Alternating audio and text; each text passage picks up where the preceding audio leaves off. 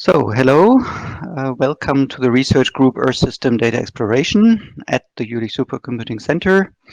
And today I'm going to tell you a bit about the background of the ESDE group, what we do, why we do things, and why we do things in a certain way.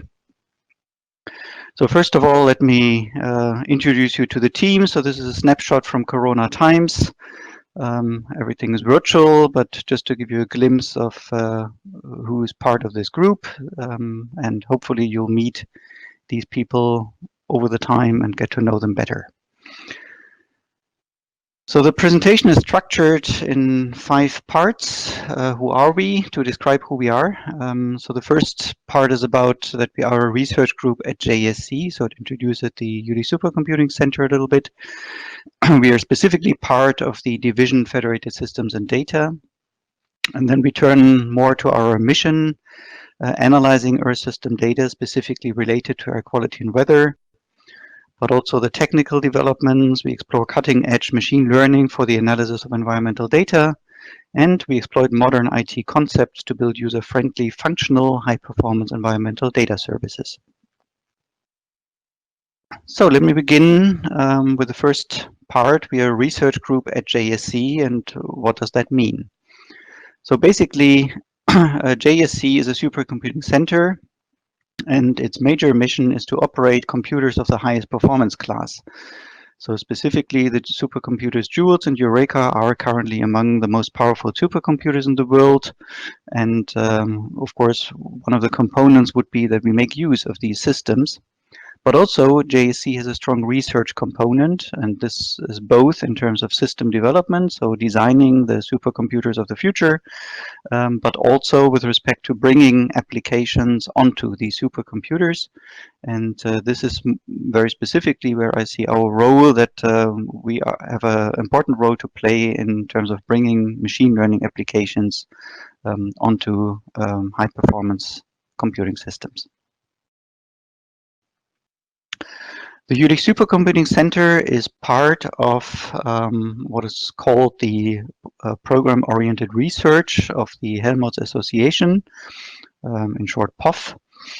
And we are part of the so-called research field information. And in fact, we are leading one of the 3 programs of this research field information. And this program is called Engineering Digital Futures, Supercomputing, Data Management, and Information Security for Knowledge and Action. So this program will officially come into place January next year, so January 21. But we are already in a transformation process from the current structures and research topics into these areas. And let me just read out one sentence describing the mission of this program. And I highlighted here in color some terms that are specifically important for our group.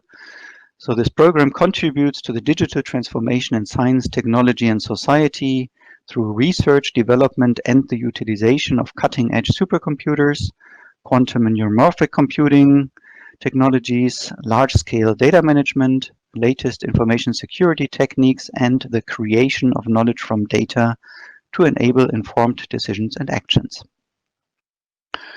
You can also find us somewhere hidden in the web pages of JSC. So there's the research section, and this is also something that should be restructured and reorganized, in particular, I guess, to bring AI developments further to the front. To just give you a brief glimpse about the resources we have available for use in our group. So there's the computing and data infrastructure at JSC. We have the Joules and the new Joules booster, where early access just began yesterday, so on September 1st. And the system consists of roughly 2,700 compute nodes, some of them equipped with GPUs, and the booster now will add another almost 1,000 nodes to the system, which are all equipped with CPU-GPU combinations. And altogether, the system should reach key performance of 87 petaflops. On top of that, there is the other general purpose high performance computer called Eureka, which also is equipped with a booster, but we are not really using it. Currently, we don't have resources allocated to the system. And then we have another system in our group, HDFML, so the Helmholtz Data Federation Machine Learning Cluster, which consists of 15 compute nodes, each with 4 V100 GPUs. And since we own part of that system, we also have dedicated resources there. And on top of that, we have a couple of other systems. I'm not going into detail for those, but you can contact Amir Pasha to find out more information about these computing systems and how to get access. In terms of the actual resources we have available, we have this deep ACF compute time project where we asked for roughly 500,000 core hours of CPU usage and almost 1 million core hours of GPU usage. For CPU usage, there's a relatively small fraction that actually our group is using. The bulk part goes to DWD in a research project, Deep Rain. I will come back to that later. Whereas for the GPU usage, we're aiming to consume about 60% of that allocated use. On top of that, we have 630, not on top of that, but part of this is 630,000 core hours that we can use on the HDFML cluster. Data-wise, we also have substantial amounts of data already stored at various locations and a pretty large share of resources. So we are roughly at about a petabyte here on SLMet in 3 different parts. And also for the project repositories, there's at least a couple hundred terabytes of disk usage available.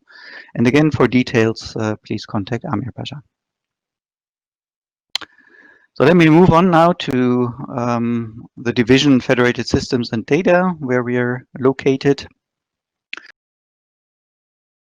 This just gives you an overview about the many projects we are involved in this division. So they're roughly clustered to the group that's dealing with these projects. And you can see it's a pretty active division. Most of these projects are actually third-party funding. I don't have the total euro value here, but it's definitely on the order of 20 or even 30 million euros that this division has basically secured in terms of external funding. With respect to the projects where we are involved in, I will come back to those later. One aspect why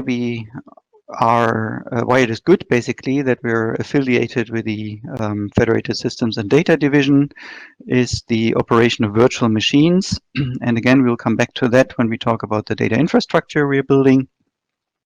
But you can see from this view graph that there's 10 virtual machines currently that are operated by us. So we have virtual machines for the TOR database, for the joint web interface, for geo services, and others for specific project use. And for further information on these virtual machines, please contact Jianing Sun. One aspect where we are as a group contributing directly basically to developments in the division Federated Systems and Data concerns the use of the EUDAT resources. So there's specifically, we're making use of the B2Drop and B2Share services, which can be used to exchange files or publish data files.